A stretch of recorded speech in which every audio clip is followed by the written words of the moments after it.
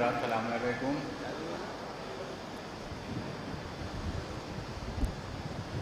आज इस अज़ाख़ाने की और शहर भर के तमाम अज़ाख़ानों की पहली मजालिस है।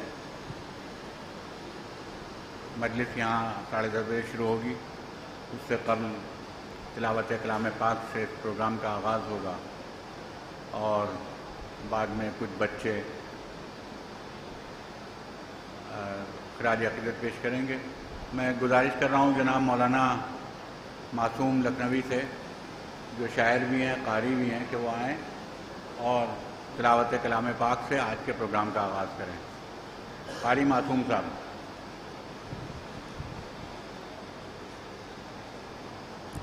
कहाँ आ गए? किनारे तलवार।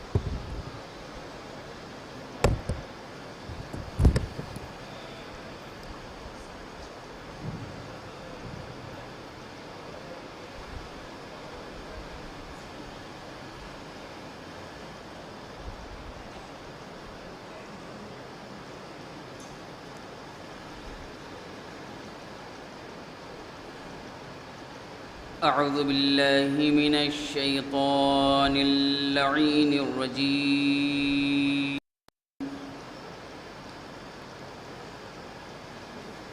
بسم الله الرحمن الرحيم.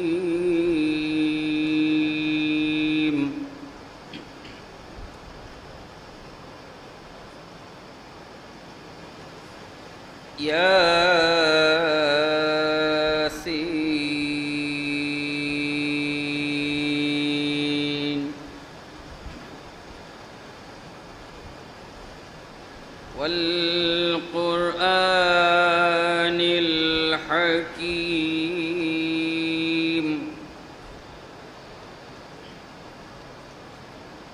إنك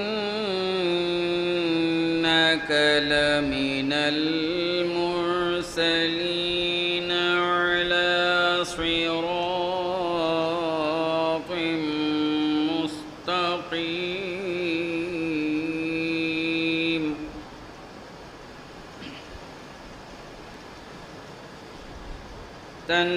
تنزيل العزيز الرحيم.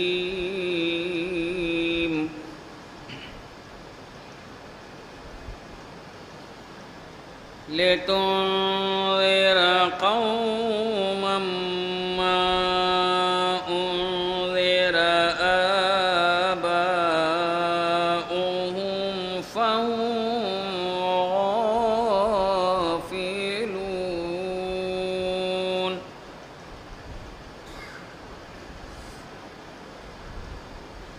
لقد حق القول على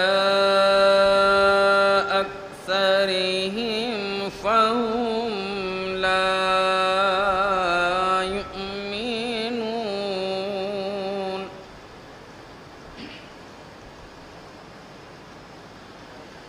وجعلنا في أعناقهم أغلالا فهي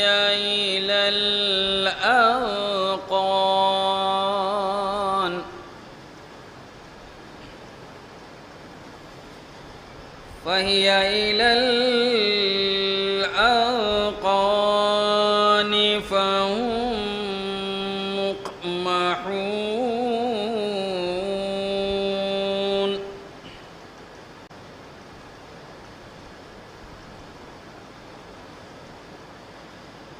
وجعلنا من بين أيديهم سدا ومن خلفهم سدا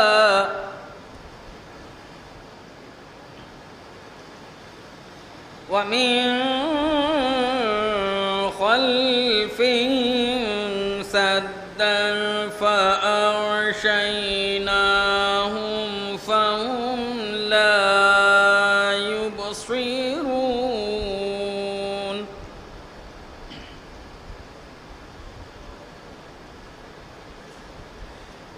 وسواء عليهم أأنذرتهم أم لم تنذرهم لا يؤمنون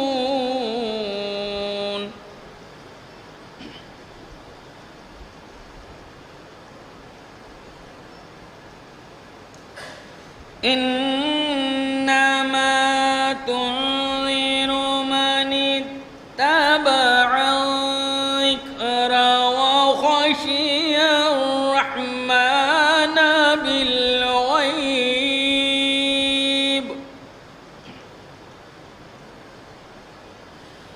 فبشره بمغفرة وأجر كريم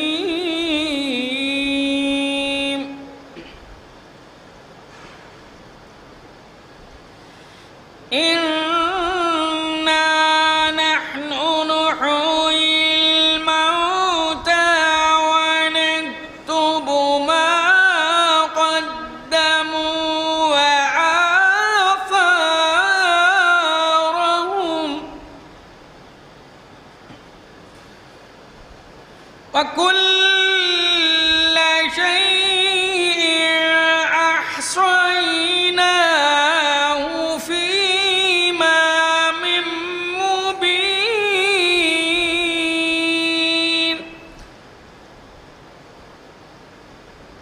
وكل شيء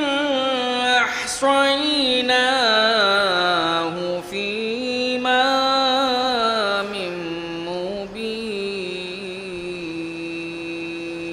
صدق الله العلي العظيم اللهم صل على محمد وآل محمد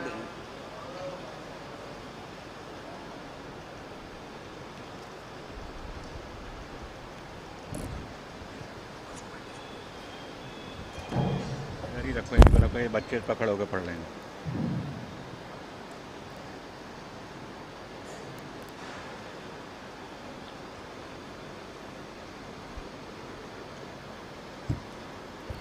वहीं रखो यार इसको, तार तो अच्छा।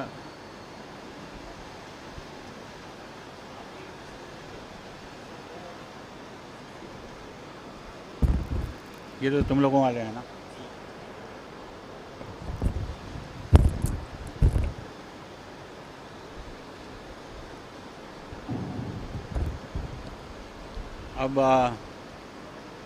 अब आज का क्या हुआ, आवाज़ नहीं आ रही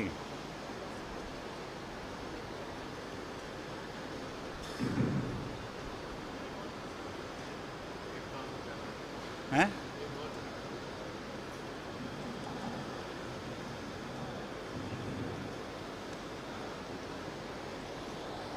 देखो भाई,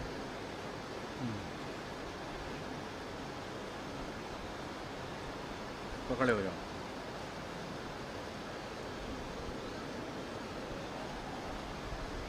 अब ये सैयद मोहम्मद अली नकवी, वली नकवी सल्लल्लाहु जो है वो पेश करेंगे। चलिए खड़े होकर पढ़िए तो अब आपकी आवाज़ जाए। ओ बेवकूफ़ जहन की बत्ती जला के देख, ओ बेवकूफ़ जहन की बत्ती जला के देख, घर घर में या हुसैन चश्मा लगा के देख। क्यों दुश्मनी है अली हुसैन से, बेहतर है अपना खून का चेकअप करा के देख। सुभान अल्लाह, सुभान अल्लाह। अब वफा अब्बास सल्लल्लाहु,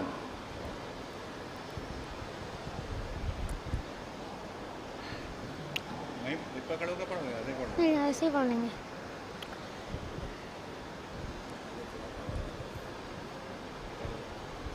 हिम्मत भी 9 लाख के लश्कर में नहीं थी, हिम्मत भी 9 लाख के लश्कर में नहीं थी।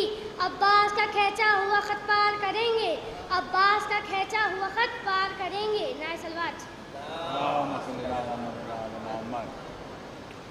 یہ علم پاک رسالت کا سوال لگتا ہے، آل عمران کے گلشن کا سوال لگتا ہے۔ یہ علم پاک رسالت کا سوال لگتا ہے، آل عمران کے گلشن کا سوال لگتا ہے۔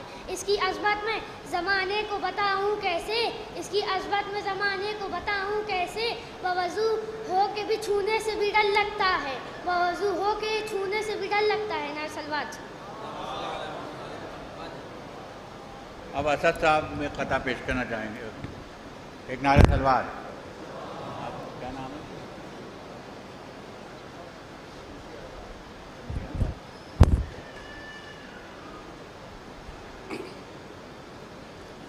درجے والے ہیں وہ والے۔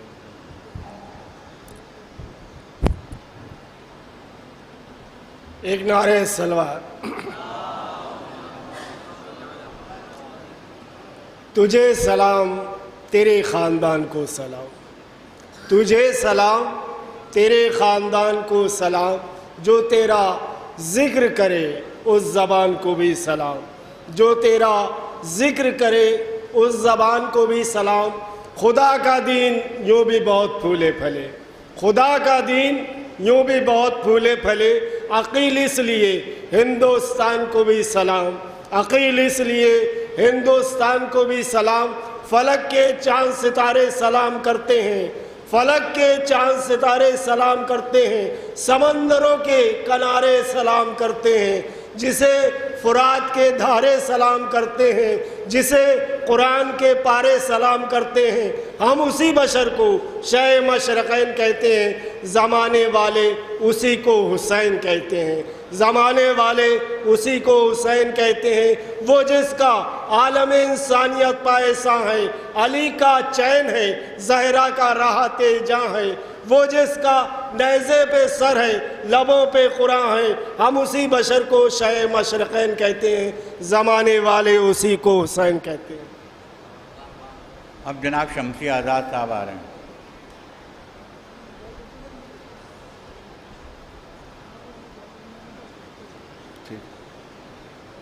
سلام کشا۔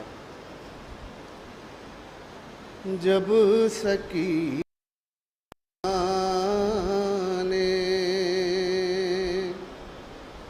تڑپ کر کے پکارا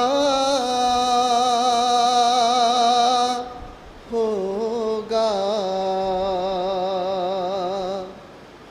لاش عباس کا دریا پہ تڑپتا ہوگا، کہ ہیں ابھی ناز اٹھانے کے لیے سب بی بی، باد شبیر ستمگر کا تماچا ہوگا،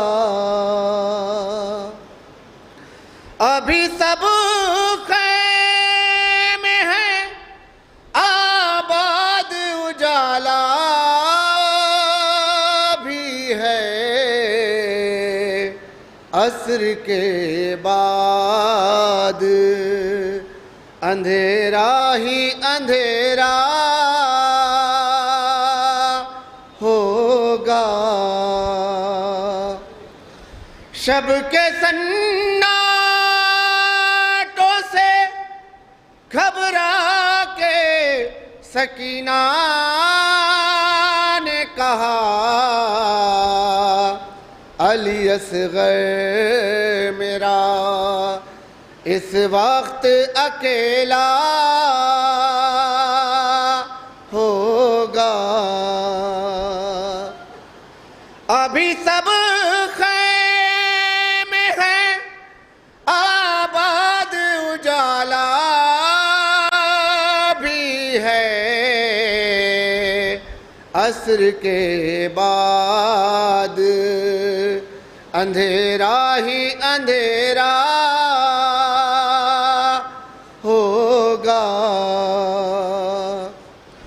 حشر کی دھوپ کا احساس نہیں ہے شمسی چادر مادر شبیر کا سایہ ہوگا.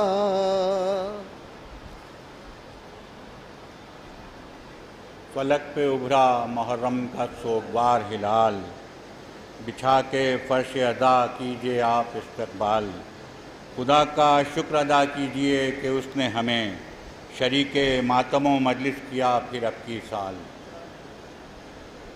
حضرات، آج سے پورے ہندوستان میں، پوری دنیا میں اتفاق ہے کہ اس سال تمام زیادہ تر عرب ممالک میں بھی، عراق میں بھی، ایران میں بھی آج ہی سے محرم شروع ہو رہا ہے. پوری دنیا میں ایک ساتھ شیعان حضر کرار محرم منا رہے ہیں. یہ سزا خانے کی خصوصیت یہ ہے کہ یہاں مجلس وقت سے شروع ہوتی ہے.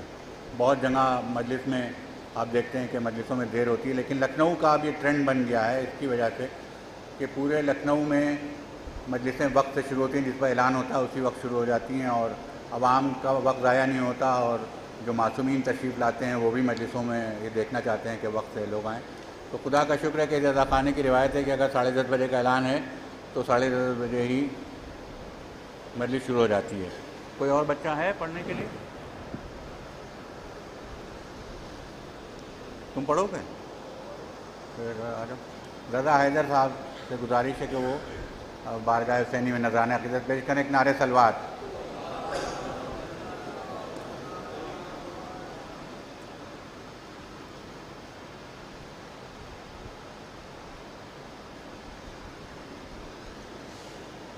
صلوات پڑھیں محمد و آل محمد. صدا یہ آتی تھی زہرا کرن سے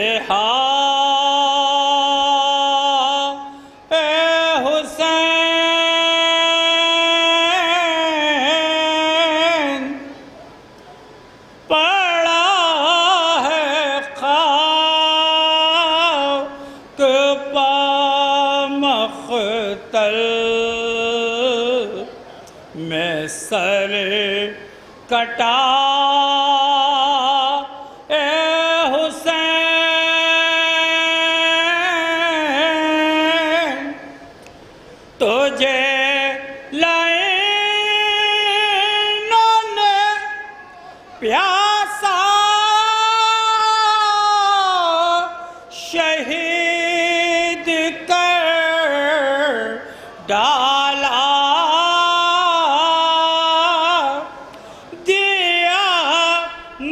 قطرہ بھی پانی کا تجھ کو اے حسین جوان لال کے سینے سے کھینچ لے برچھے ذرا بھی ہاتھ تمہارے نہ کپ کپا اے حسین اٹھا امیت اکبر 20 ضعیفی میں ذرا قدم بھی تمہارے نہ لڑ کھڑا اے حسین ارے گھرے ہیں آدھا میں اس طرح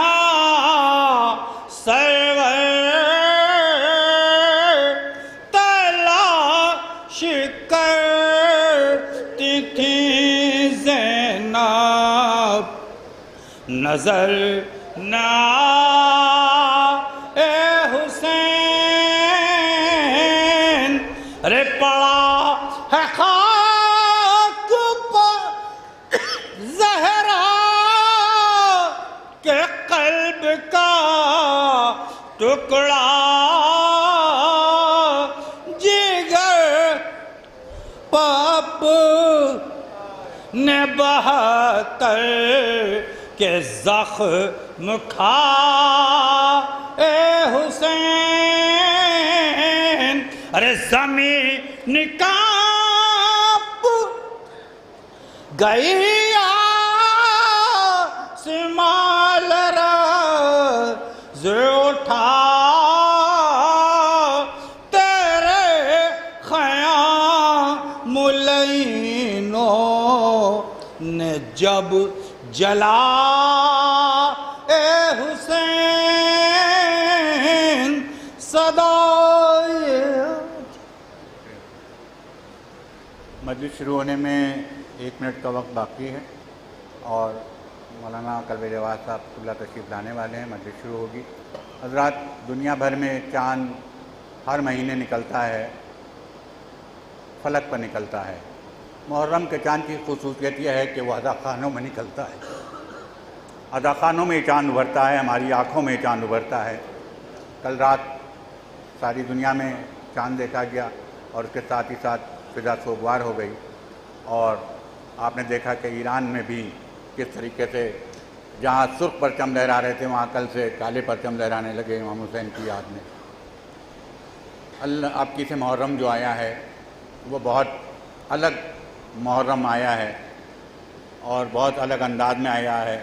ایک زمانہ وہ تھا کہ جب امام خمینی نے دنیا کو دکھایا کہ لوگ پوچھتے تھے کون ہے شیعہ، انہی نے بتایا کون ہے شیعہ، اور حضرت امام خامنئی نے بتایا کہ کیا ہیں شیعہ، اور دیکھا ساری دنیا نے کہ کس طریقے سے ظلم و ستم کے خلاف برسر پیکار ہوتی ہے یہ قوم۔ خدا کا شکر ہے کہ ہماری قوم نے فتح پائی، اور اس سال کا محرم ایک نئے انداز سے پوری دنیا میں منایا جا رہا ہے۔ ایک نعرہ صلوات، مولانا قلب جواد صاحب تشریف لا رہے ہیں۔ جو لوگ رہ گئے ہیں وہ لوگ کل انشاءاللہ ان کو موقع ملے گا، اور جو بچے ہیں وہ تیار ہو کے آئیں گے جو پڑھنے کے لیے۔ پھر ایک بار نعرہ صلوات۔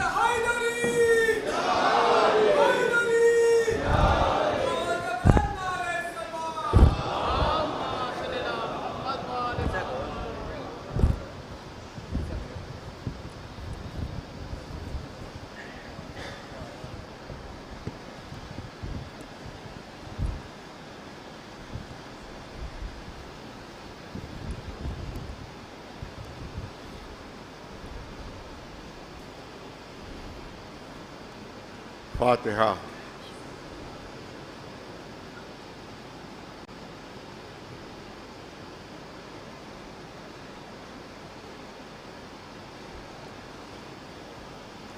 اعوذ باللہ السمیع العلیم من الشیطان اللعین الرجیم، بسم اللہ الرحمن الرحیم، الحمد للہ رب العالمین، والصلاة والسلام على سيد الأنبياء والمرسلين سيدنا ونبينا وشفيع المذنبين أبي القاسم محمد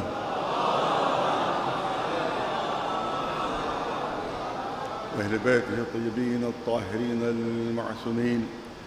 أما بعد، فقد قال الله سبحانه تبارك وتعالى في كتابه المبين وهو أصدق القائلين: يا أيها الرسول بلغ ما أنزل عليك من ربك وإن لم تفعل فما بلغت رسالته والله يعصمك من الناس إن الله لا يهدي القوم الكافرين. صلوات بھیجے محمد وآل محمد.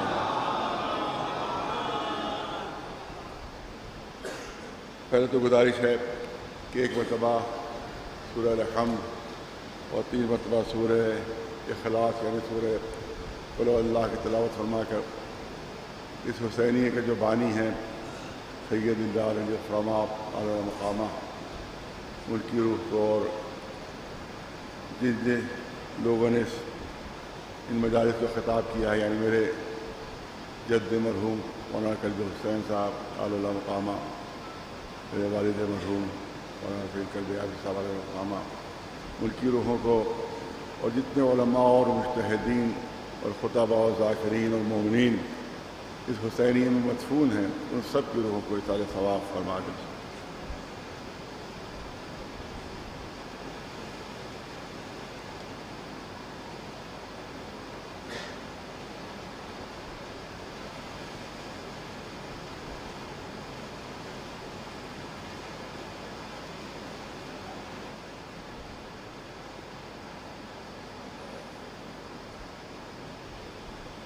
میرا انداز رہا ہے کہ پہلی مجلس میں کچھ تھوڑا سا تذکرہ ان شخصیتوں کا ہوتا ہے کہ جن کے ذریعے سے لکھنؤ میں اور پوری دنیا میں علم پھیلا اور عزاداری قائم ہوئی.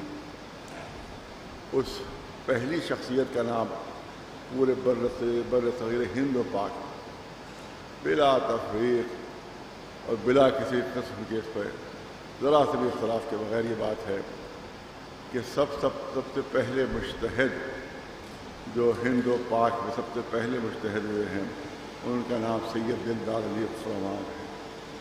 سب سے پہلے مجتہد بر صغیر ہند و پاک میں وہ سید دلدار علی فرمان اور جن کے ذریعے سے موجودہ عزاداری قائم ہوئی ہے وہ یہی سید دلدار علی فرمان ہے. صلوات بھیجے محمد وآل.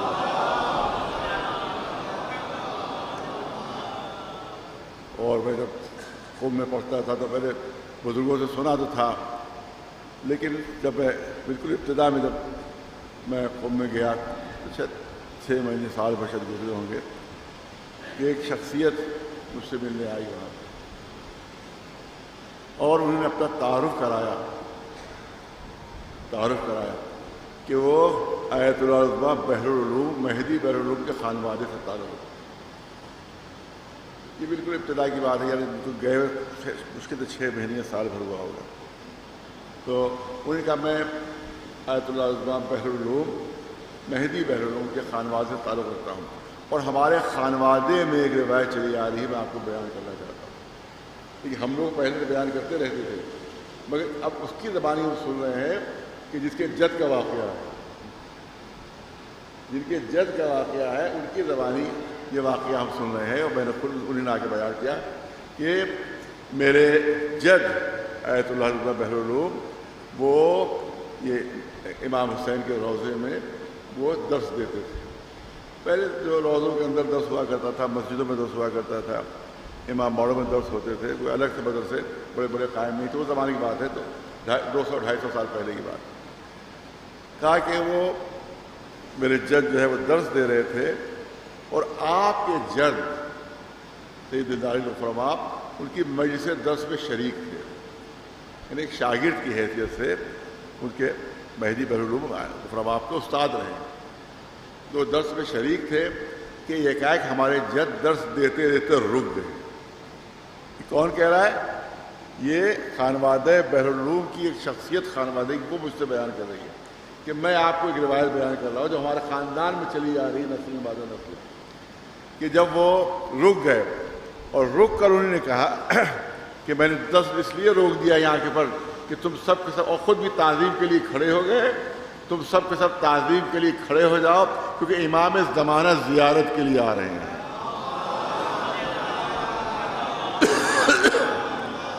اپنے جد کی قبر کی زیارت کے لیے امام زمانہ تشریف لا رہے ہیں۔ امام مہدی بحرالعلوم بہت عظیم عالم، اس کی ملاقاتیں واقعات مشہور ہیں جو ان کی ملاقاتیں امام زمانہ سے ہوئی ہیں۔ تو وہ تشریف لا رہے ہیں، تم سب کے سب اس وقت یہاں پر کھڑے ہو جاؤ تعظیماً کیونکہ وہ تشریف لا رہے ہیں۔ اس کے بعد فرمایا اس وقت جو بھی تم دعا مانگو گے وہ قبول ہوگی،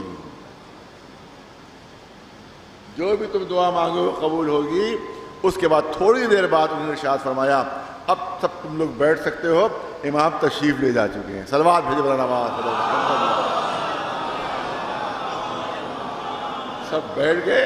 اب درس تو بیچ میں رک ہی گیا تھا، تو اب انہوں نے پوچھا یہ بتاؤ کہ تم سب نے کیا کیا دعا مانگی ہے؟ اپنے جتنے شاگرد تھے ان سب سے پوچھا کہ تم سب نے کیا کیا دعا مانگی ہے؟ تو ہر ایک نے اپنی اپنی دعا جو ہے بتائی۔ میں نے دعا مانگی میرے پاس مکان کی پریشانی ہے، مکان میرے پاس نہیں ہے، جیسے میں نے آقا سے دعا مانگی مجھے مکان مہیا ہو جائے۔ کسی نے کہا کہ میری آمدنی کم ہے، بہت مختصر ہے، میری جو ہے وہ اولاد کا آرزو کا فراہم نہیں ہو پاتا، مجھے آمدنی میرا اضافہ ہو جائے۔ کسی نے کچھ بتایا، کسی نے کچھ بتایا، کسی نے کچھ بتایا۔ اور اس کے بعد جب سید دلدار آپ کے جد کی نوبت آئی، یہ وہ بیان کر رہے ہیں، میں نہیں، آیت اللہ عثمان بحرالعلوم کے خانوادے کی شخصیت بیان کر رہی ہے کہ جب آپ کے جد کی نوبت آئی ان سے پوچھا ہمارے جد نے آیت اللہ مہدی بحرالعلوم کہ آپ نے کیا دعا مانگی؟ کہ میں نے دعا یہ مانگی ہے کہ رہتی دنیا تک میرے خانوادے میں علم برقرار رہے اور خدمت اہل بیت ہمیشہ ہوتی رہے۔ ایک صلوات ہے محمد۔ اس وقت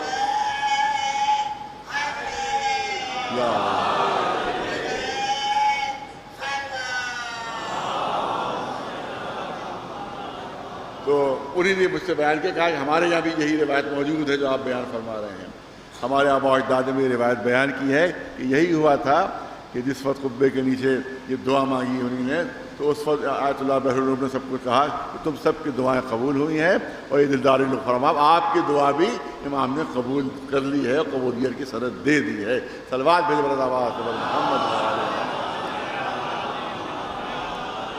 تو اس کا مطلب ہے کہ خدمت اہل بیت اور علوم دینیہ کی خدمت کرنا یہ اس خاندان اجتہاد کا طر امتیاز رہا ہے، اور الحمدللہ وہ سلسلہ باقی ہے، اور امام نے وعدہ فرمایا تا قیام قیامت باقی رہے گا۔ ایک صلوات بھیجو محمد۔ یہی وجہ ہے کہ ماشاءاللہ اب مجھے نہیں معلوم پورے دنیا میں جناب الخلماء کی اولادیں پھیلی ہوئی ہیں، اور میں تو سمجھتا ہوں کہ 6-7 ہزار سے زیادہ ان کی اولادیں اس وقت پوری دنیا میں ہوگی، تو سب کے سب انہی کی نسل سے۔ اور ظاہر ہے کہ میں تو اس صف میں نہیں آتا ہوں، لیکن الحمدللہ ہمارے خاندان میں ایک سے ایک بڑا عالم اس وقت بھی موجود ہے۔ ایک صلوات بھیجو محمد۔ اور میں نے کچھ اشعار پڑھے تھے اس سے پہلے، میں چاہتا ہوں آج یاد دہانی ہو جائے کہ عزاداری جو قائم ہے موجودہ، وہ بھی سید دلدار علی فرما بھی کی وجہ سے عزاداری قائم ہے، کیونکہ پہلے سب کے سب تقیے میں رہتے تھے شیعہ، اور عزاداری بھی الگ سے قائم نہیں تھی، یہاں تک کہ پورے ہند، لوگ مبالغہ سمجھیں گے لیکن تاریخ ہے، پورے ہندوستان میں کہیں بھی شیعہ جماعت نہیں ہوتی تھی، پورے ہندوستان میں کہیں شیعہ جماعت نہیں ہوتی تھی۔ لوگ کہتے ہیں لکھنؤ سے پہلے حیدرآباد میں شیعہ حکومت قائم ہو گئی، لکھنؤ سے پہلے قائم نہیں تھی۔ لوگ کہتے ہیں وہاں تو شیعہ حکومت تھی، تو وہاں جماعت کیا نہیں ہوتی تھی شیعہ؟ نہیں، وہاں بھی نہیں ہوتی تھی، شیعہ نماز پڑھتے تھے لیکن امام پڑھانے والا اہل سنت ہی ہوتا تھا۔ پوری جو قطب شاہی خاندان جو حیدرآباد میں ان کی حکومتی شیعہ تھے، مگر ان کی بھی ہمت نہیں ہوتی تھی کہ کسی شیعہ عالم کو آگے کھڑا کر دے اور اس کے پیچھے سب نماز پڑھے۔ سنی عالم دین نماز پڑھاتا تھا، اس کے پیچھے تمام شیعہ پڑھتے تھے، پہلی مرتبہ جو شیعہ جماعت قائم ہوئی ہے وہ لکھنؤ میں قائم ہوئی ہے، اور پہلا امام جماعت جو تھا سید دلدار علی خرما علیہ رحمت ہے۔ ایک صلوات اسی طرح سے نماز جمعہ بھی نہیں ہوتی تھی، نماز جمعہ جو یہاں قائم ہوئی ہے وہ انہی سید دلدار علی خرما علیہ رحمت نے پہلی مرتبہ قائم کی ہے، اور اس کے تمام تاریخی ثبوت موجود ہے۔ یہاں پر ثبوت تو نہیں پیش کر سکتے، ان کتابوں میں اور تاریخ میں تمام چیزیں موجود ہیں۔ اور اسی طرح جو آج عزاداری ہم کو نظر آ رہی ہے، یہ تمام رسوم عزا یہ سب انٹروڈیوس کیے ہوئے ہیں سید دلدار علی خرما بھی کے ذریعے سے۔ یہ جو آپ ذوالجناح نظر آتا ہے یہ پہلے نہیں تھا، یہ جو آپ کو تابوت نظر آتے ہیں یہ پہلے نہیں تھے، یہ جو علم نظر آتے ہیں یہ پہلے نہیں تھے۔ پہلے اسی طرح سے عزاداری ہوتی جس طرح سے اہل سنت آج آپ چلے جائیں وہاں مہانگری کربلا، تو جس انداز سے وہاں عزاداری ہوتی پہلے بھی یہاں شیعوں میں ویسی عزاداری ہوتی تھی۔ آج کی جو موجودہ عزاداری کی شکل جو پوری دنیا میں پھیلی ہوئی ہے وہ انٹروڈیوس کروائی تھی سید دلدار علی خرما علیہ الرحمٰن نے۔ ایک صلوات بھی نواز محمد۔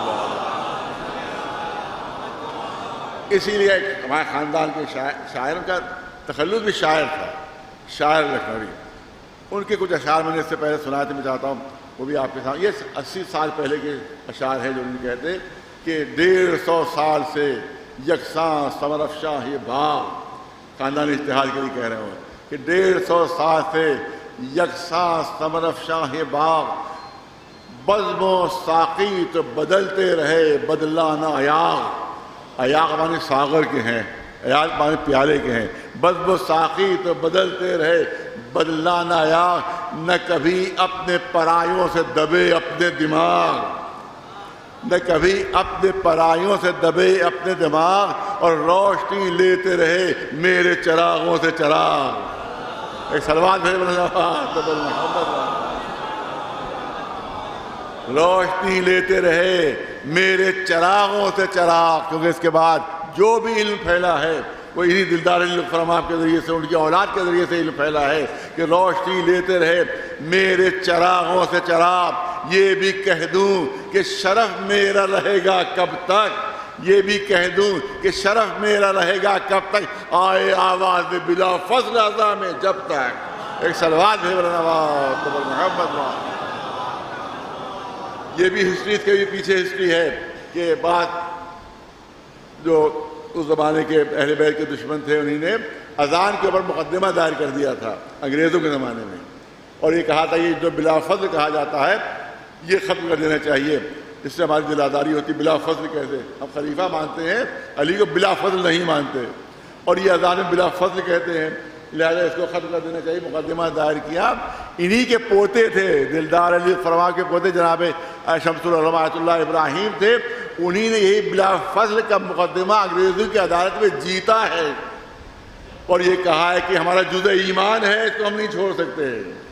اور انگریز جج نے فیصلہ شیعوں کے حق میں دیا تھا، اس وقت سے یہ آواز بلا فضل کی افغان میں آواز گونج رہی ہے، اسی لیے کہا کہ یہ میں کہہ دوں کہ شرف میرا رہے گا کب تک، آئے آواز بلا فضل اعضاء میں جب تک۔ ایک صلوات محمد۔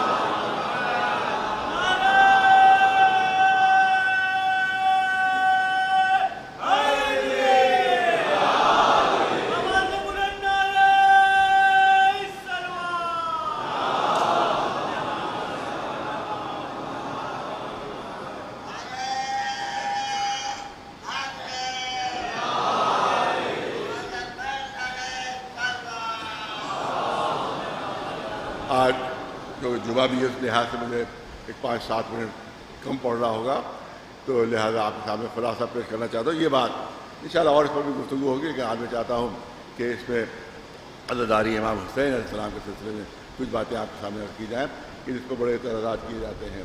ادھر محرم شروع ہوا، ادھر فتوے شروع ہو گئے، یہ تو بدعت ہے، یہ تو ناجائز ہے، قرآن میں اس کا ذکر کہاں ہے، حدیثوں میں اس کا ذکر کہاں ہے، تو یہ تمام چیزیں جو ہیں شروع ہو جاتی ہیں۔ تو میں انشاءاللہ ثابت کروں گا کہ قرآن میں بھی عزاداری ہے اور احادیث رسول میں بھی عزاداری ہے، لہذا ہم یہ عزاداری جو کرتے ہیں یہ رسم نہیں ہے، عبادت ہے۔ ایک چیز ہوتی ہے رسم اور ایک چیز ہوتی ہے عبادت، تو ہم عبادت کی حیثیت سے یہ عزاداری انجام دیتے ہیں، اور یہ مجالس اعضاء جو ہیں یہ سچے رسول کی صداقت کی دلیل ہیں۔ ایک صلوات بھیج مولانا آواز محمد. نہیں بہت بڑا جملہ میں نے کہہ دیا.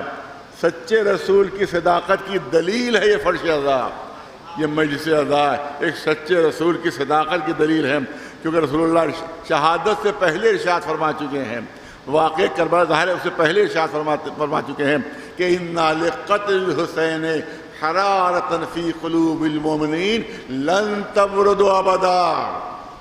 سنیے حدیث رسول اللہ ارشاد فرماتے ہیں کہ میرے بچے حسین کی شہادت سے اور ان کے قتل کے بعد سے مومنین کے دلوں میں وہ حرارت پیدا ہوگی، وہ گرمی پیدا ہوگی جو کبھی ٹھنڈی نہیں ہوگی.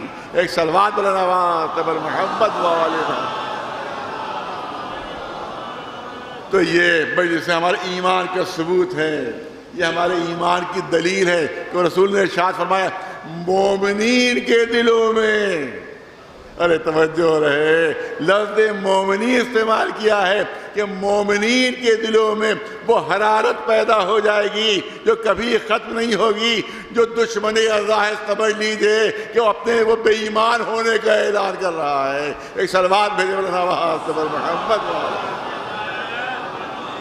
کیونکہ ایمان کی شرط لگا دی ہے کہ مومنین کے دلوں میں جو حرارت پیدا ہوگی وہ کبھی ختم نہیں ہوگی. اس کا مطلب یہ ہے یہ فرش اعضاء نہیں ہے، یہ ماتم نہیں، یہ مجلسیں نہیں ہے، بلکہ ایک سچے رسول کی صداقت کی دلیل ہے. ایک صلوات بھیج محمد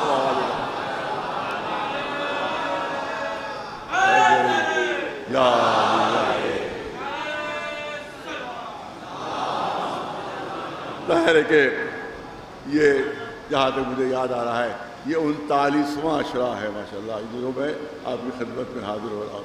39 جہاں تک مجھے اندازہ ہو رہا ہے 39 ہے. میرے دادا نے 40 عشرے پڑھے تھے، میرے والد نے 23 عشرے پڑھے تھے، میرے والد نے 23 عشرے پڑھے تھے یہاں، میرے دادا نے 40 پڑھے تھے، اور میرے الحمدللہ 39واں یہ عشرہ ہے. دعا مانگیے کہ اللہ توفیق عطا فرمائے یہ عشرہ کم از کم مکمل ہو جائے، اور انشاءاللہ 39واں عشرہ اس کے بعد اگر زندگی اور حیات رہی تو پھر آپ کی خدمت میں حاضر ہوں گے. صلوات بھیجے پر محمد. تو لہذا جو تھا وہ سب کچھ میں حاضر کر چکا ہوں آپ کے سامنے. جو کچھ تھا ذہن میں وہ سب پڑھ چکا، جو کچھ تھا سینے میں سب کچھ حاضر کر چکا ہوں. لہذا اب ظاہر ہے کہ کوئی بالکل نئی بات تو عرض کرنا بہت مشکل ہے، لیکن جو اہم چیزیں انشاءاللہ وہ آپ کی خدمت میں پیش کروں گا. جو عزاداری کو بدعت کہا جاتا ہے، بدعت نہیں ہے، سنت انبیاء ہے. بدعت نہیں ہے، سیرت انبیاء ہے. یہ عزاداری سیرت انبیاء ہے، یہ سنت انبیاء ہے. یہ رونا بدعت نہیں ہے بلکہ یہ انبیاء کی سیرت ہے. یہ آنسو بدعت نہیں ہے بلکہ رسولوں کی سیرت ہے. یہی وجہ ہے کہ تمام شیعہ سنی اس روایت کو مانتے ہیں کہ جس وقت حابیل کا جناب حابیل کا قتل قابیل نے کیا اور اس کے بعد حابیل کی قبر بن کر تیار ہو گئی، شیعہ سنی تب اس روایت کو مانتے ہیں. تو اب سیرت یہ تھی جناب آدم کی کہ روز صبح کو اپنے بیٹے کی قبر پر جاتے تھے. روز صبح کو اپنے بیٹی، شہید بیٹا جو کہا جاتا ہے شہیدوں پر نہ رویا کرو شہید زندہ ہوتے ہیں، اور جناب آدم کے لیے روایت ملتی ہے شیعہ سنی کہ وہ شہید کی قبر پر جاتے تھے، روتے تھے، گریا کرتے تھے. اس کا مطلب ہے کہ شہیدوں پر آنسو بہانا یہ سنت جناب آدم ہے. یہ جناب آدم کی سنت. روتے تھے اور جب قبر سے اٹھنے لگتے تھے تو قاتل پر لعنت بھیجتے تھے. دو چیزیں جناب آدم انجام دیتے تھے، شہید پر روتے تھے، شہید پر گریا کرتے تھے، قاتل پر لعنت بھیجتے تھے، قاتل پر لعنت بھیجتے تھے، شہید پر روتے تھے، آنسو بہاتے تھے، قاتل پر لعنت بھیجتے تھے. ہم جو دوسرے فرقے کے لوگوں کو مجلس میں اپنی دعوت دیا کرتے ہیں تو یہ نہ سمجھے کہ ہم ان کو شیعہ بنانا چاہتے ہیں. ہم ہرگز ان کو شیعہ بنانا نہیں چاہتے. ہم مجلس پہ اس لیے آتے ہیں کہ شہید پر رو اور قاتل پر لعنت کرو تاکہ آدم کی صحیح اولاد قرار پا جاؤ. ایک صلوات بھیجے بلند آواز تبر محمد والا. ایک صلوات بلند آواز تبر محمد والا محمد. تو اس کا مطلب یہ ہے کہ سنت انبیاء ہے، سیرت انبیاء ہے. یہ بھی تمام شیعہ سنی روایتوں یہ سب بھی موجود ہے کہ جس وقت جناب یوسف کے سلسلے میں آپ قرآن مجید پوری تفصیل موجود ہے کہ بھائیوں نے قتل کی کوشش کی تھی اور اس کے بعد اس کو فروخت کر دیا تھا. تو اب جناب یعقوب، دیکھیے ایک بات اور آپ کے سامنے پیش کر دوں کہ ادھر محرم شروع ہوتا ہے تو کہا جاتا ہے گھر کے اندر محرم کیجیے. یہ سڑک پر آپ جلوس کو نکال رہے ہیں، یہ پبلک میں آپ کو ماتم کر رہے ہیں. ارے ماتم کرنا ہے، ماتم گھر کے اندر ہوا کرتا ہے، لہذا آپ ہماروں کے اندر ماتم کیا کیجیے، گھروں کے اندر ادا کیا کیجیے. یہ جلوس کیسے، یہ سڑک پر ماتم کیسا، یہ سب کے سامنے گریا کیسا، یہ عزاداری سب کے سامنے کیسی ہے. تو آئیے آپ کے سامنے واقعہ بیان کر دوں کہ کون ماتم کرتا ہے مجمع میں اور کون روکتا ہے. یہ بھی تاریخ میں محفوظ ہے. جناب یعقوب نے انداز اختیار کیا تھا، گریا کرتے تو روتے تھے. تو کہاں پر روتے تھے؟ گھر سے باہر آ جاتے تھے. اور جہاں کے اوپر قافلے گزرتے تھے وہاں کے اوپر بیٹھ کر یوسف کے اوپر گریا کرنے تھے اور کہتے تھے کہ دیکھو یہ وہ ہیں کہ جن نے مجھ پر ظلم کیا ہے، میرے بچے کو مجھ سے چھڑا دیا ہے. تو پہلے تو یوسف کے بھائیوں نے روکا جناب یعقوب کو، آئیے گھر کے اندر چلیے. گھر کے اندر یہ کہا آپ یہاں کے اوپر راستے کے اوپر ماتم کیوں کر رہے ہیں؟ یہاں کے اس سے تو ہماری بڑی بدنامی ہو رہی ہے. آپ کہتے ہیں فلاں نے ظلم کیا، فلاں نے ظلم کیا، جس سے ہماری بڑی بدنامی ہو رہی ہے. گھر کے اندر چل کر آپ ماتم کیجئے. آپ کے سڑک پر ماتم کرنے سے، راستے پر ماتم کرنے سے ہماری بدنامی ہو رہی ہے. اس کا مطلب ہے کہ جن کو اپنی بدنامی کا ڈر ہوتا ہے وہی کہتے ہیں اندر ماتم کیا کرو، باہر ماتم نہ کیا کرو. اس کا مطلب یہ ہے کہ یقیناً کوئی جرم میں شریک ہے تو نہیں چاہتا کہ اس کا جرم دنیا کے سامنے افشا ہو. ایک صلوات بھیجو محمد والے.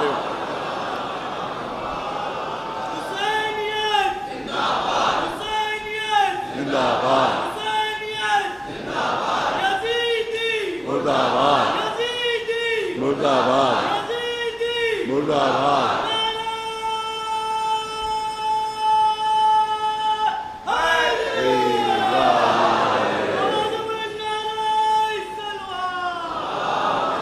جناب یعقوب نے انکار کر دیا کہ نہیں، میں یہیں راستے کے اوپر جہاں قافلے گزر رہے ہیں وہیں پر روؤں گا بھی اور ظالموں پر لعنت بھی کروں گا، ظالموں پر لعنت بھی کروں گا، آنسو بھی بہاؤں گا، ظالموں کو لعنت بھی کروں گا. تو جب نہیں ہٹے باپ تو انہیں طریقہ یہ اختیار کیا، آگے کھڑے ہو جاتے تھے اور آنے والے جانوروں سے کہتے تھے کہ دیکھو ایک شخص ہے جو وہاں پر بیٹھا رو رہا، اس کی طرف توجہ نہ کرنا، اس کی طرف نہ دیکھنا کیونکہ خواہ وہ رویا کرتا ہے. اس کا مطلب یہ ہے کہ روکنے والے وہ ہوتے ہیں جو ظلم کرتے ہیں، رونے والا وہ ہوتا ہے جو مظلوم ہوا کرتا ہے. ایک صلوات نواز تبر محمد والے. ایک صلوات بلند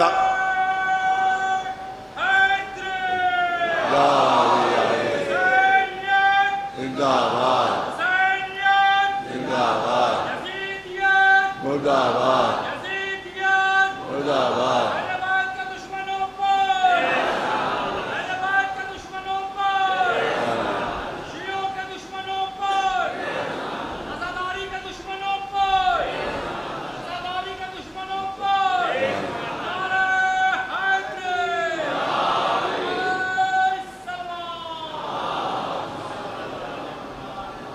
اب یہ جو کہا جاتا ہے کہ 1400 سال ہو گئے ہیں، بہت توجہ رہے، اتنے پرانے واقعات کیوں دہرا رہے ہو تم؟ 1300-1400 سال پرانے واقعے ہیں، تم اس کو کیوں دہرایا کرتے ہو؟ وہی چیزیں بار بار کیوں پڑھا کرتے ہو؟ آئیے قرآن سے ثبوت دیں اس بات کا، قرآن سے دلیل دیں کہ قرآن مجید اعلان کر رہا ہے کہ کُلًّا نَقُصُّ عَلَيْكَ أَنبَاءَ الرُّسُلِ بِمَا نُثَبِّتُ فُؤَادَكَ. اے رسول، ہم رسولوں کو آپ کے قصے اس لیے سناتے ہیں، پہلے انبیاء کے واقعات اس لیے سناتے ہیں تاکہ آپ کا دل مضبوط ہو جائے. ارے توجہ رہے، اللہ فرما رہا ہے کہ ہم اس لیے واقعات انبیاء کے آپ کو سناتے ہیں ہم اس لیے رسولوں کے واقعات آپ کو سناتے ہیں تاکہ آپ کا دل مضبوط ہو جائے، اور یہ سارے واقعات حق ہیں، اور ذکر موعظۃ وذکر للمؤمنین، ان واقعات میں مومنین کے لیے نصیحت بھی ہے اور یاد دہانی بھی ہے۔ یہ سورہ ہود کی 120 نمبر آیت ہے۔ توجہ، ایک صلوات ہے نواز پر محمد وآل محمد۔ ہم اس لیے دیکھیں اعلان ہو رہا، کہا جاتا ہے 1400 سال پرانے واقعے کیوں دہرا رہے ہو بار بار، کیوں بار بار دہرا رہے ہو؟ رسول سے اللہ کہہ رہا ہے یہ پرانے واقعات، یہ پرانے رسولوں کے واقعات، یہ پرانے انبیاء کے واقعات ہم آپ کے سامنے اس لیے دہرا رہے ہیں تاکہ آپ کا دل مضبوط ہو جائے۔ اور یہ واقعات میں حق ہے، اور یہ واقعات میں ہیں جو مومنین کے لیے نصیحت بھی رکھتے ہیں، ان کے لیے یاد دہانی بھی رکھتے ہیں۔ اس کا مطلب یہ ہے یہ پرانے واقعات اس لیے دہرائے جاتے ہیں کہ سننے والوں کے دل مضبوط ہو جائے، وہ مظالم کا مقابلہ کر سکیں، وہ بڑی بڑے طوفانوں کے سامنے تھم سکیں۔ یاد رکھو کہ اگر یہ کربلا کا واقعہ نہ ہوتا، اگر حسین کی شہادت نہ ہوتی، اگر حسین نے کربلا کے میدان میں یہ ثبات قدم پیش نہ کیا ہوتا اور بار بار ہم اس کو دہرا نہ رہے ہوتے تو آج ایران کو فتح نہ ہوتی، آج ایران کو کامیابی نہ ہوتی۔ آج رہبر ایران اعلان کر رہا ہے کہ ہم کو جو کچھ بھی ملا ہے وہ حسین کے تصدق میں ملا ہے۔ ایک صلوات بھیجے نواز محمد وآل۔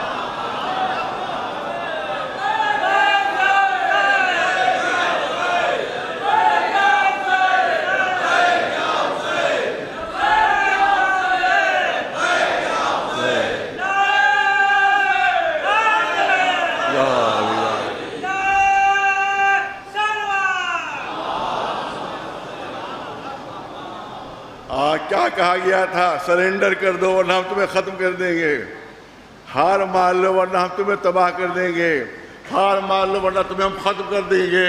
اور جواب کیا ملا؟ نہیں، ہم حسین کے ماننے والے ہیں، ہم کربلا والوں کے ماننے والے ہیں، ہم جان تو دے سکتے ہیں مگر تمہارے سامنے ہتھیار نہیں رکھ سکتے، شکست نہیں مار سکتے۔ جہاں کربلا نہیں ہے وہ سب سرنڈر کیے ہوئے ہیں۔ آج سعودی عرب بھیک مانگ رہا ہے امریکہ سے، آج قطر بھیک مانگ رہا ہے امریکہ سے، آج مصر والے بھیک مانگ رہے ہیں امریکہ سے، غلام بنے ہوئے ہیں کیونکہ ان کے یہاں کربلا نہیں ہے، ان کا ذکر حسین نہیں ہے، ان کا ذکر کربلا نہیں ہے، لہذا بزدلی کا شکار ہے، بے حیائی کا شکار ہے۔ لیکن جہاں کربلا ہوتی ہے وہ جان تو دے دیتے ہیں مگر شکست قبول نہیں کرتے ہیں۔ ایک صلوات بھیجو نواز پر محمد، وہ سرنڈر نہیں کرتے۔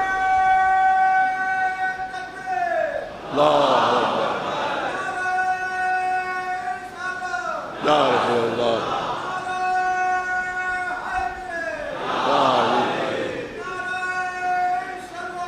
اللہ صلی اللہ۔ ایک پہلو عرض کرنا چاہتا ہوں، ماشاءاللہ پڑھا لکھا مجمع ہے، آپ دیکھیں ہمارے تبرکات اعضاء پر اعتراض ہوتا ہے اور یہ کہا جاتا ہے کہ بھئی یہ تو لکڑی کا تابوت ہے اور یہ تو علب کا پھلیرا تو کپڑے کا ہے اور یہ زری جو ہے وہ لکڑی کی ہے اور بعض کی تیلیوں کی ہے، یہ تو سب کاغذ ہے، تم اس کی تعظیم کیوں کرتے ہو، اس کی تکریم کیوں کرتے ہو؟ تو آپ یاد رکھیں، میں نے کبھی عرض کیا تھا، بہت پہلے عرض کیا تھا، ہو سکتا ہے یہاں جو بچے ہیں اور جوان موجود ہیں ہو سکتا ہے کہ ان کے ذہن میں بات نہ رہی ہو، لیکن بہت اہم پہلو جو آپ تک پہنچنا ضروری ہے کہ کسی چیز کی قیمت جو ہوتی ہے وہ اس کی مادیات سے نہیں ہوا کرتی ہے، بلکہ ہر چیز کی قیمت معنویت سے ہوا کرتی ہے۔ معنویت بنیاد ہوتی ہے قیمت کی، مادیت بنیاد نہیں ہوا کرتی۔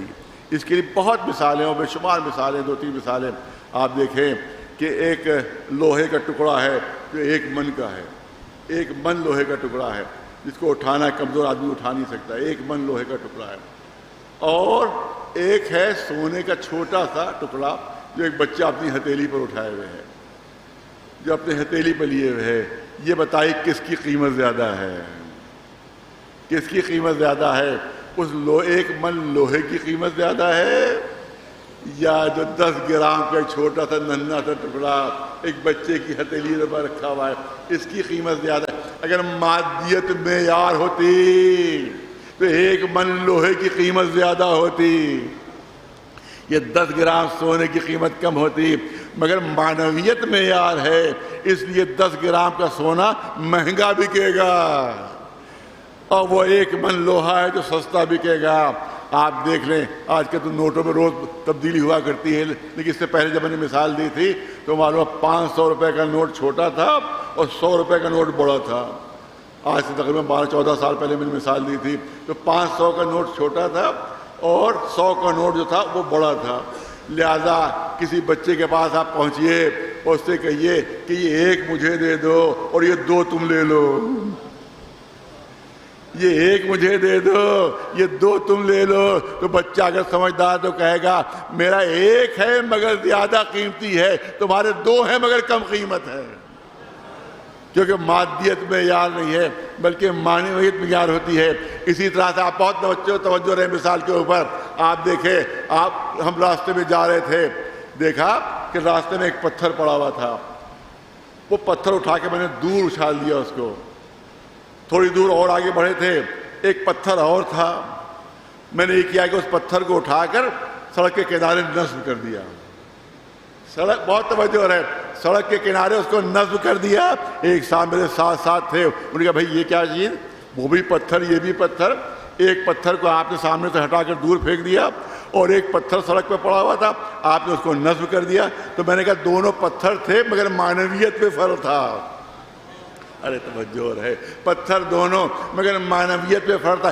ایک پتھر جس کو دور ہٹایا وہ راستے کا پتھر تھا، بہت توجہ رہے، وہ راستے کا پتھر تھا، آنے جانے والوں کو اذیت پہنچا رہا تھا، راستہ روک رہا تھا، لہذا وہ راستے سے ہٹانے کے لائق تھا، دور پھینکنے کے لائق تھا، مگر جس کو میں نے نصب کر دیا یہ راستہ بتانے والا پتھر تھا، اس کے ذریعے سے راستہ بتایا جا رہا تھا، تو اگر یہ مقام سے ہٹ جائے تو دوبارہ مقام پر لانے کے لائق ہے۔ یہ نہ دیکھو مادیت ایک ہے، یہ دیکھو معنویت میں کیا فرق ہے۔ ایک صلوات بھیجو محمد نہیں اس سے بہتر مثال دینا چاہتا ہوں، حج کی مثال آپ کے سامنے، وہاں دیکھیں کہ میں تو تقریباً 6 مرتبہ حج سے مشرف ہو چکا ہوں، اب انہوں نے وہاں پر بورڈ تبدیل کر دیے ہیں۔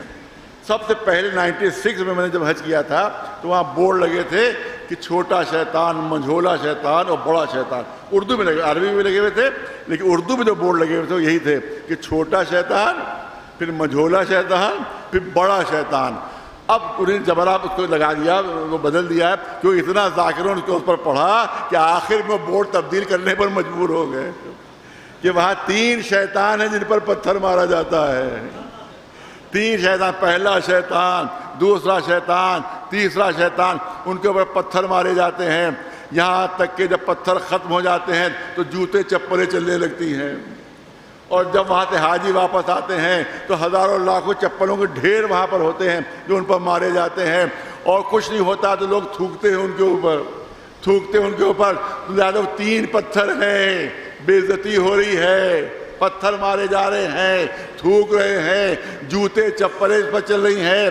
جب 3 پتھروں کی اچھی طرح سے بے عزتی کر چکے، اب جو کعبے کے قریب آئے تو چوتھا پتھر ملا،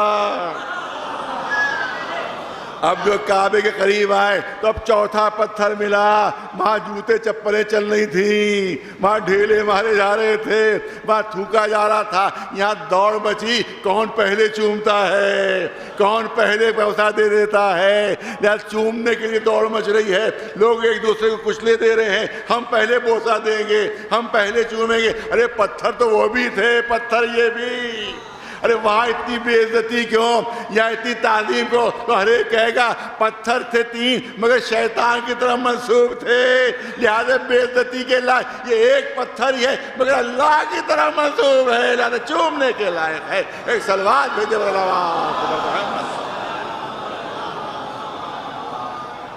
ایک صلوات بلند آواز محمد وآل محمد۔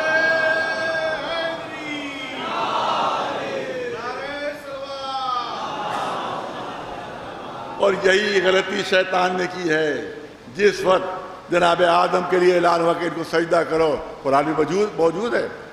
شیطان نے کیا جواب دیا تھا؟ شیطان نے کہا تھا کہ میں کیسے اس کے سامنے سر جھکا دوں، یہ تو مٹی سے بنا ہے، یہ تو مٹی سے بنا ہے، میں کیسے اس کے آگے سر جھکا دوں؟ میں آگ سے بنا ہوا ہوں، میں اس سے بلند ہوں، میں اس سے افضل ہوں۔ تو جانتے ہیں کہ کیا حشر ہوا تھا؟ اس کا بلب سے نکال دیا گیا تھا، آج تک لعنت ہو رہی ہے۔ کیوں؟ کیونکہ اس نے مادیت کو بنیاد بنایا تھا، معنویت کو بنیاد نہیں بنایا تھا۔ توجہ چاہوں گا پڑھے لکھے مجمع کی۔ شیطان کی غلطی کیا تھی؟ بہت بڑا موحد تھا، اللہ کا ماننے والا تھا، اللہ کا ماننے والا تھا، سجدے کرنے والا تھا، لیکن اس نے جو اجتہاد کیا اس میں وہ اجتہاد اس کا غلط تھا۔ اس نے مادیت کو بنیاد بنایا، یہ مٹی سے بنے ہوئے اور میں آگ سے بنا ہوا ہوں، لہذا میں اس سے بلند ہوں۔ اس کا مطلب یہ ہے کہ غلطی شیطان نے یہ کی تھی کہ مادیت کو بنیاد بنایا تھا، معنویت کو بنیاد نہیں بنایا تھا۔ کیونکہ اگر معنویت دیکھا جائے تو معنویت میں مٹی افضل ہے اور آگ کمتر ہے، کیونکہ آگ میں اگر دانہ ڈال دو گے تو جل بھن کر راکھ ہو جائے گا، اگر مٹی کے ثبوت کرو گے تو ایک دانے کو 1000 دانوں میں تبدیل کر دے گی۔ اس کا مطلب یہ ہے کہ معنویت کے لحاظ سے آگ سے مٹی افضل ہے، معنویت کے لحاظ سے آگ سے مٹی افضل ہے۔ تو جو غلطی شیطان نے کی تھی وہی غلطی آج کے ملا بھی کیا کرتے ہیں کہ تعزیے کی مادیت تو دیکھتے ہیں، معنویت نہیں دیکھتے، علم کی مادیت تو دیکھتے ہیں، معنویت نہیں دیکھتے۔ تو جو حشر شیطان کا ہوگا انشاءاللہ ان ملاؤں کا حشر بھی وہی ہوگا۔ ایک صلوات بھیجے محمد۔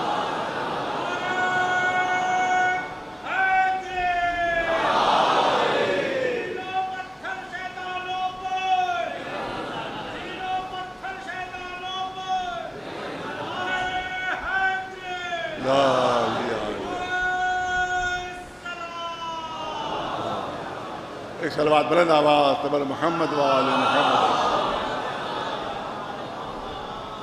تو اس کا مطلب یہ ہے کہ یہ جو ہم بوسہ دیتے ہیں کپڑے کو بوسہ نہیں ہے۔ بہت توجہ رہے، بات کو مکمل کرنا چاہتا ہوں۔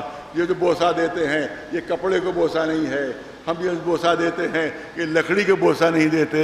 یہ جو ہم چومتے ہیں یہ لکڑی کو نہیں چومتے، کاغذ کو نہیں چومتے، مادیت کو نہیں چومتے ہیں، معنویت کو بوسہ دیتے ہیں، معنویت کو بوسہ دیتے ہیں۔ یہ علم کے کپڑے کو نہیں چومتے، یہ ہم زینب کی دعاؤں کو چومتے ہیں، زینب کی تمناؤں کو چومتے ہیں، ماں تعزیے کو نہیں چومتے، بلکہ یہ منسوب ہے اس روزے سے کہ جس کی وجہ سے آج اسلام بھی موجود ہے، آج دین بھی موجود ہے۔ صلوات بلند آواز محمد وآلہ۔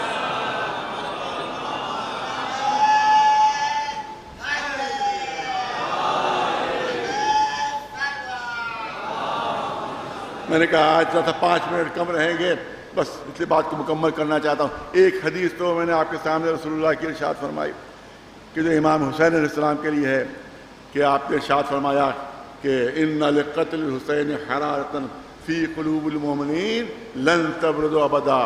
اور ایک حدیث اور بھی ہے جو پہلی مرتبہ یہاں پر پڑھ رہا ہوں، 39 سال سے میں مجلس سے پڑھ رہا ہوں، لیکن یہ حدیث آج کے مناسبت سے، کیونکہ آج غم منایا جاتا ہے سفیر امام حسین کا، جناب مسلم کا غم منایا جاتا ہے، تو ان کے سلسلے میں رسول اللہ کی حدیث موجود ہے۔ اور مولا علی سے ارشاد فرمایا، مولا علی سے ارشاد فرمایا رسول اللہ نے کہ دیکھو تمہارے بھائی عقیل کا ایک بیٹا ہوگا جس کا نام مسلم ہوگا، جس کا نام یہ بھی حدیث جناب مسلم کے اس سے اہمیت اندازہ کیجئے، جناب مسلم کی اہمیت کا اندازہ کیجئے کہ رسول اللہ شہادت سے پہلے، پیدائش سے پہلے جناب مسلم کی وہ اعلان فرما رہے ہیں کہ تمہارے بھائی عقیل کا ایک بیٹا مسلم ہوگا جو کوفے میں تنہا ہوگا، اس کا کوئی مددگار نہ ہوگا، اس کو انتہائی بے دردی سے شہید کیا جائے گا، یہاں تک کہ اس کا کوئی ماتم کرنے والا نہ ہوگا، اس کا کوئی دفن کرنے والا نہیں ہوگا، اس کو کوئی نماز پڑھنے والا نہیں ہوگا۔ تو یاد رکھو کہ اللہ ملائکہ کو بھیجے گا، ملائکہ کو بھیجے گا، وہ ملائکہ اس کی نماز جنازہ پڑھیں گے، اس بے وطن کی نماز جنازہ ملائکہ پڑھیں گے اور ملائکہ ہی اس کو دفن کریں گے اور اس کے بعد قیامت تک اس کے اوپر آنسو بہائے جاتے رہیں گے. جس طرح سے ایمان یہ ہے عظمت جناب مسلم، یہ شرف جناب مسلم، اس طرح سے رسول اللہ نے امام حسین کے لیے حدیث ارشاد فرمائی ہے، وہ اسی سے ملتی جلتی حدیث جناب مسلم کے لیے بھی ملتی ہے. جو میدان جو کوفے میں ہے تو پوری مسجد خالی تھی، مسجد میں کوئی موجود نہیں تھا. جناب مسلم مسجد سے باہر نکلے، چاروں طرف جا دیکھتے ہیں ہر طرف دروازے بند ہیں، ہر طرف دروازے مقفل ہیں، کوئی بھی دروازہ کھولنے پر تیار نہیں، کوئی بھی مسلم کو پناہ دینے پر تیار نہیں ہے. جناب مسلم بے کسی کے عالم میں کوفے کی گلیوں میں گھوم رہے ہیں. پیاس کی شدت کی شدید پیاس محسوس ہوئی. روایت کہتی ہے کہ ایک دروازے پر جا کر چوکھٹ پر بیٹھ گئے. اس عالم میں بیٹھے روایت کہتی ہے کہ دونوں ہاتھ کونیوں جو ہے کونیاں جو تھیں وہ زانوؤں پر تھیں، دونوں کونیاں زانوؤں پر تھیں اور دونوں ہتھیلیوں میں اپنا چہرہ لیے ہوئے تھے. اس طرح سے جناب مسلم چوکھٹ پر بیٹھے ہوئے تھے. یہ گھر ایک مومنہ کا ہے. جیسے اس نے چوکھٹ پر ہٹ محسوس کی، اس نے دروازہ کھولا، دیکھا کہ مسافر بیٹھا ہوا ہے. کیا بات ہے؟ پیاسا ہوں، اگر پانی پلا سکتی ہو تو آپ پانی پلا دیجئے. مومنہ طوا نام کی اس نے پانی پیش کیا. اس کے بعد پانی پینے کے بعد بھی جناب مسلم وہیں پر بیٹھے ہوئے ہیں. کہا کہ اے مسافر جلد سے جلد چلے جاؤ، کیونکہ ابن زیاد کا حکم ہے کہ کوئی باہر نہیں نکلنا چاہیے. اگر تم کو فوج والوں نے دیکھ لیا تو تم گرفتار ہو جاؤ گے، تمہیں اذیت پہنچائی جائے گی، لہٰذا جلد سے جلد اپنے گھر چلے جاؤ. جناب مسلم اسی طرح سے بیٹھے ہوئے. ایک دو مرتبہ جب طوا نے دہرایا تو اب جناب مسلم سر اٹھا کر کہتے ہیں اے مومنہ تو بار بار کہہ رہی ہے گھر چلا جاؤ، جس کا کوئی گھر نہ ہو وہ کہاں جائے. طوا نے گھبرا کر کہا ارے آخر آپ ہیں کون ہے؟ کہا میں مسلم ابن عقیل ہوں. یہ سننا تھا. وہ مومنہ تڑپ گئی، اے آقا پہلے کیوں نہیں بتایا؟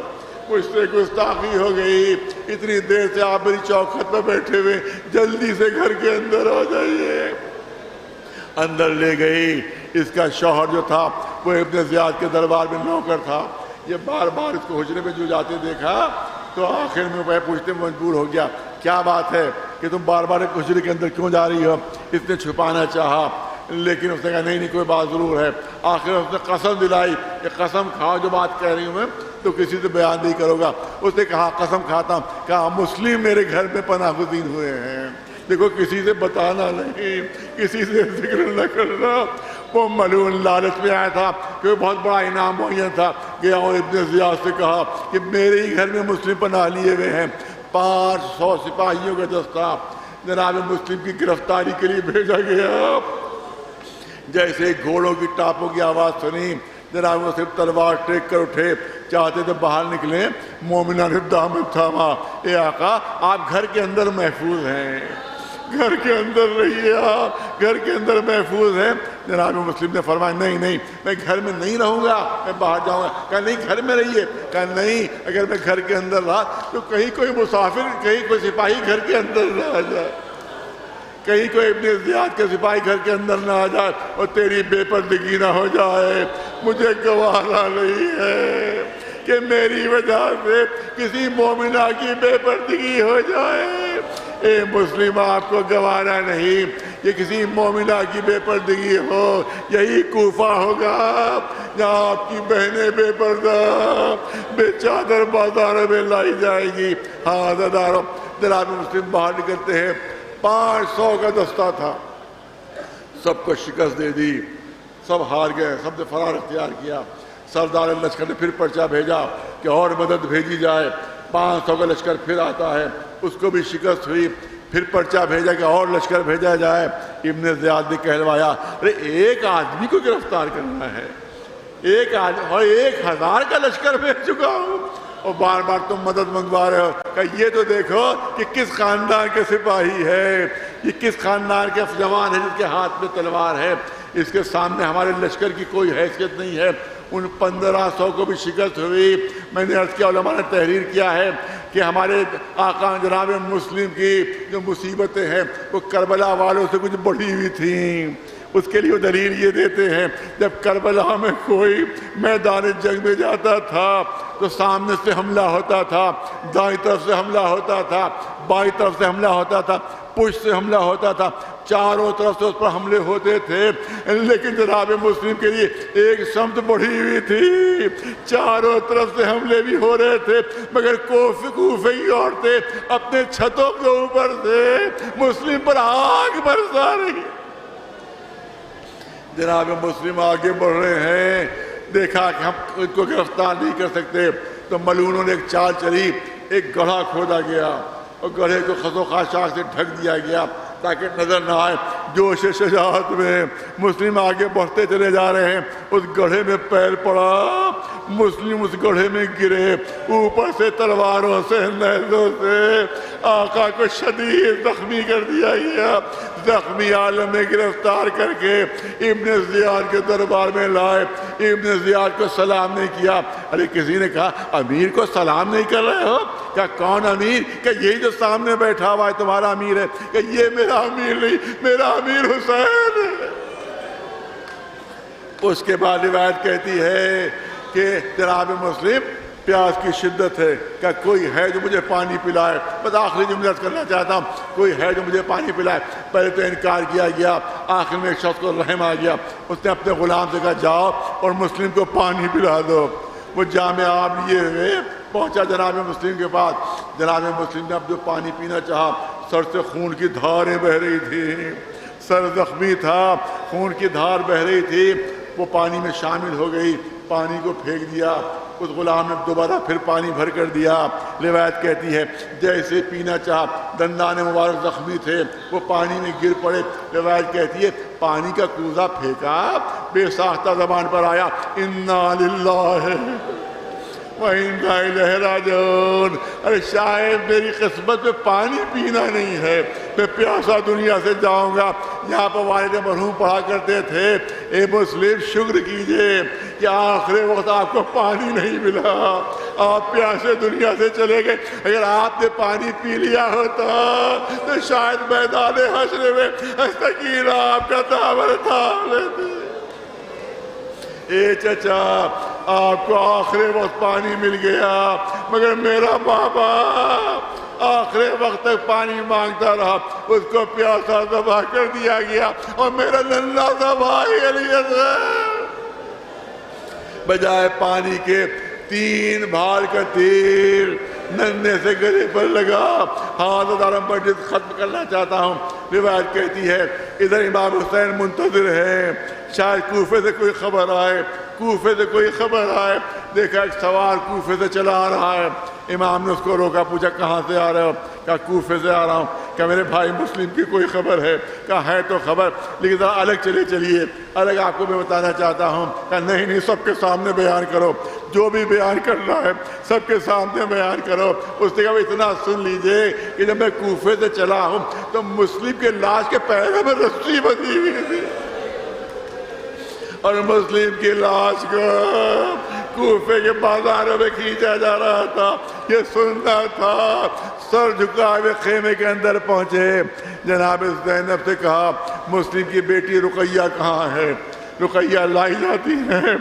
امام حسین نے رقیہ کو اپنی آغوش میں بٹھایا، اپنے زانے پر بٹھایا، سر پر ہاتھ پھیرنا شروع کیا۔ اس کے بعد کہا کہ میں نے راستے میں کچھ گوشوارے خریدے ہیں، یہ زینب وہ گوشوارے لے آئیے۔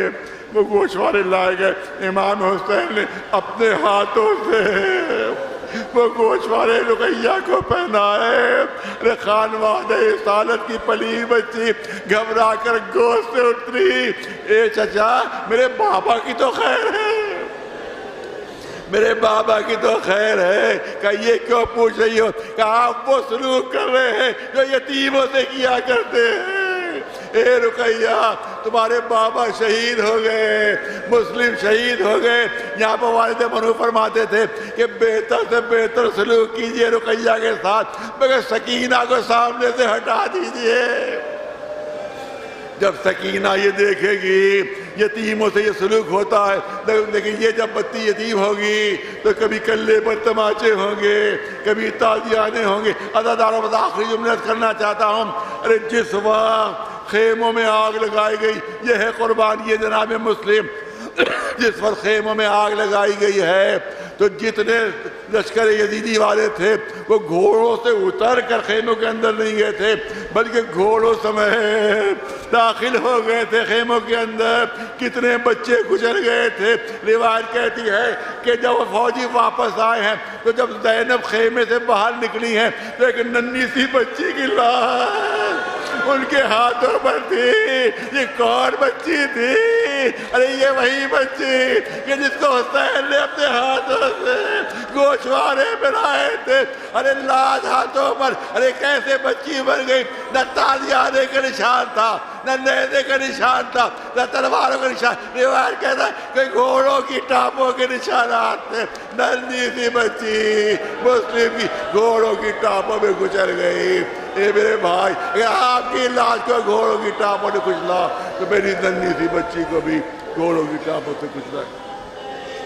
سيعلم الذين ظلموا أي منقلب ينقلبون ألا لعنة الله على القوم الظالمين.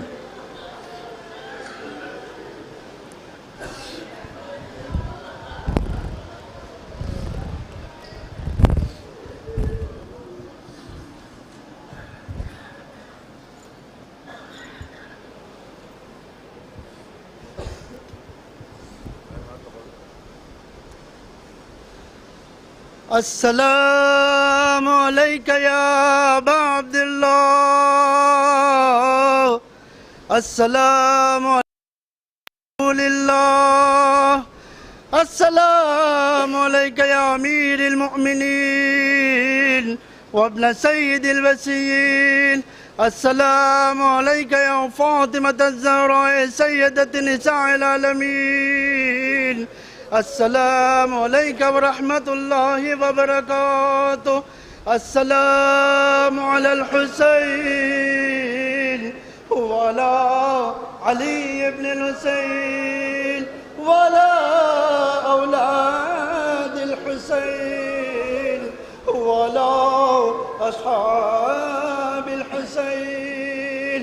السلام عليك يا صاحب العصر والزمان.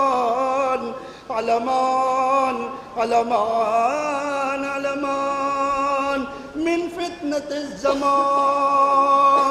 السلام عليك يا خليفة الرحمن. السلام عليك يا شريك القرآن. السلام عليك يا مظهر الإيمان.